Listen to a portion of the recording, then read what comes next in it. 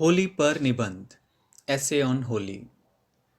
हरा नीला पीला गीला, पानी के बिना भी बने त्योहार रंगीला। भूमिका। होली बसंत का एक उल्लासमय पर्व है। होली को बसंत का यौवन भी कहा जाता है। प्राकृतिक सरसों की पीली साड़ी पहनकर किसी की राह देखती हुई प्रतीत होती है। हमारे पूर्वज भी होली त्यौहार को आपसी प्रेम का प्रतीक माना जाता है। इसमें सभी छोटे बड़े लोग मिलकर पुराने भेदभाव को भुला देते हैं। होली रंग का त्यौहार होता है और रंग आनंद पर्याय होते हैं। बसंत के मौसम में प्राकृतिक की सुंदरता भी मनमोहक होती है। जब सारे प्राकृतिक यौवन से सरोबोर हो जाते हैं तो मनुष्य भी आनंद से झूमने लगता है और होली पर्व इसी का प्रतीक है। इस रंगीन उत्सव के समय पूरा वातावरण खुशनुमा हो जाता है। होली के त्यौहार को मनाने के लिए इस दिन स्कूल, कॉलेज और दफ्तरों में सरकारी छुट्टी होती है। जिस तरह मुसलमानों के लिए ईद का त्यौहार, ईसाइयों के लिए क्रिसमस का त्यौहार का जो महत्व रखता है, उसी दिन हिंदुओं के लिए भी होली के त्यौहार का महत्व होता है। होली का त्यौहार अब इतना प्रसिद्ध हो चुका है कि यह त्यौहार केवल भारत में ही नहीं बल्कि विदेश में भी लोकप्रिय होता जा रहा है। भारत के अतिरिक्त बहुत से देशों में अब लोग होली का त्यौहार मनाने लगे हैं। बसंत का आगमन। बसंत में जब प्राकृतिक के अंग अंग में यौवन फूटता पड़ता है तो होली का त्यौहार उसका श्रृंगार करने लगता है। होली एक ऋतु संबंधी त्यौहार है। शीतकाल की समाप्ति और ग्रीष्मकाल के आरंभ, इन दोनों ऋतुओं को मिलाने वाले संधि काल को का पर्व ही होली कहलाता है। शीतकाल की समाप्ति पर किसान लोग आनंद विभोर हो उठते हैं।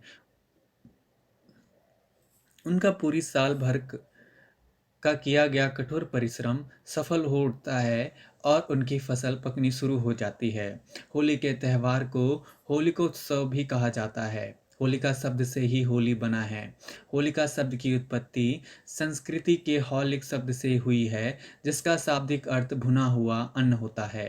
प्राचीन काल में जब किसान अपनी नई फसल काटता था तो सबसे पहले देवता को भोग लगाया जाता था, इसलिए नवान्न को अग्नि को समर्पित कर भुना जाता था। उस भुने हुए अन्न को सब लोग परस्पर मिलकर खाते थे। इसी खुशी में नवान्न का भोग लगाने के लिए उत्सव मनाया जाता था। आज भी ग्रामीण क्षेत्र में इस परंपरा को होलिकोत्सव मनाया जाता है। ऐतिहासिकता। होली के उत्सव के पीछे एक रोचक कहानी है जो काफ़ी महत्व रखती है। पुरातन काल में राजा हिरण्याकश्यप और उनकी बहन होलिका के अहंकार और हिरण्याकश्यप के पुत्र प्रहलाद की भक्ति से ही इस उत्सव की शुरुआत हुई थी। हिरण्याकश्यप को ब्रह्मदेव द्वारा वरदान स्वरूप बहुत सी शक्तियाँ प्राप्त हुई थी, जिसके बल पर वह अपने प्रजा का राजा बन बैठा था। कहा जाता है कि भक्त प्रहलाद भगवान विष्णु का नाम लेता था। प्रहलाद का पिता इसे ईश्वर का नाम लेने से रोकता था, क्योंकि वह खुद को भगवान समझता था। प्रहलाद इस बात को किसी भी रूप में स्वीकार नहीं कर रहा था। प्रहलाद को अनेक कष्ट दंड दिए गए, लेकिन भगवान की कृपा होने की वजह से वे सभी दंड विफल हो गए। हिरण्याकश्यप की एक बहन थी जिसका नाम होलिका था। होलिका को यह वरदान प्राप्त था कि उसे अग्नि जला नहीं सकती थी। होलिका अपने भाई के आदेश पर प्रहलाद को अपनी गोद में लेकर चिता पर बैठ गई। भगवान की महिमा की वजह से होलिका उस चिता से जलकर राख हो गई, लेकिन प्रहलाद को कुछ नहीं हुआ। इस वजह से इस दिन होलिका दहन भी किया जाता है। भगवान श्री कृष्ण से पहले यह पर्व सिर्फ होलिका दहन करके मनाया जाता था, लेकिन भगवान श्री कृष्ण ने इसे रंगों के त्यौहार में परिवर्तित कर दिया। भगवान श्री कृष्ण इस दिन पूतना राक्षसी का वध किया था, जो होली के अवसर पर उसके घर आई थी। बाद में उन्होंने इस त्यौहार को गोप गोपियों के साथ रासलीला और रंग खेलने के उत्सव के रूप में मनाया। तभी से इस त्यौहार पर दिन में रंग लगाने और रात्रि में होली जलाने की परंपरा बन गई थी। होली दहन की विधि। होली के दिन एक झंडा या कोई बड़ी डंडी को किसी सार्वजनिक स्थान पर गाड़ा जाता है। उस डंडे की पूजा कर उसके फेरे लगाकर मंगल कामना की जाती है और होली के मुहूर्त के समय इस डंडे को निकाल कर इसके चारों ओर लकड़ियां और उपले इकट्ठा किए जाते हैं। हिंदू धर्म के अनुसार पूजा के बाद इन लकड़ियों में आग लगाई जाती है और राख से तिलक लगाया जाता है। इसे होलिका दहन का प्रतीक माना जाता है। इस आग में किसान अपने अपने खेत के पहले अनाज के कुछ दानों को सेकते हैं और सब में बांटते हैं। इसी से मिलन और भाईचारे की भावना जागृत होती है। होली का उत्सव। होली 2 दिन का त्यौहार होता है। होली की तैयारियां कई दिन पहले से ही शुरू हो जाती हैं। होली से पहले रात को होलिका दहन किया जाता है, जिस पर घमंड और नकारात्मक प्रवृत्ति का आहुति स्वरूप दहन किया जाता है। होलिका दहन से अगले सुबह फूलों के रंगों से खेलते हुए होली का शुभारंभ किया जाता है। इस दिन को दुखे तुलेड़ी भी कहा जाता है। इस दिन लोग एक दूसरे पर रंग गुलाल डालते हैं। होली को सभी लोग रंग बिरंगे गुलाल और पानी में रंगों को घोलकर पिचकारियों से एक दूसरे के ऊपर रंग डालकर प्रेम से खेलते हैं। सड़कों पर बच्चे, बूढ़े, लड़कियां, औरतें की टोली गाती नाचती गुलाल मलाल और रंग पिचकारी छोड़ती हुई दिखाई देती है। सबको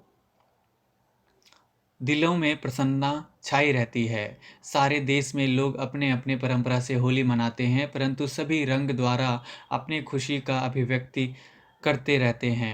छोटे बच्चे बड़ों को उनके पैरों में गुलाल डालकर प्रणाम करते हैं और बड़े छोटों को गुलाल से टीका लगाकर आशीर्वाद देते हैं। सभी लोग अपने प्रियजनों के घर जाकर पकवान खाते हैं और बधाइयाँ देते हैं। चारों दिशाएं खुशियों से सरोबोर हो जाती हैं।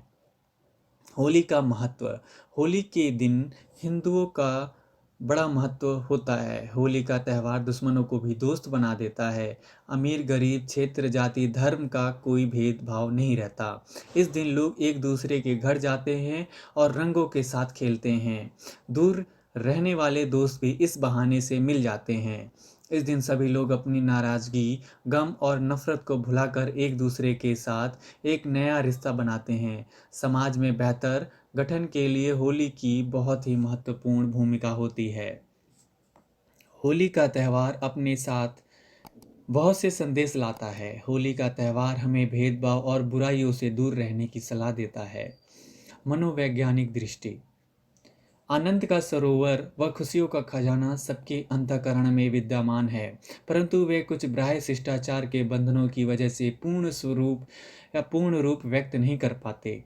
जब वे बंधन टूट जाते हैं तो खुशियों का खजाना फूट जाता है और हम एक असंतुलित आनंद की अनुभूति करते हैं।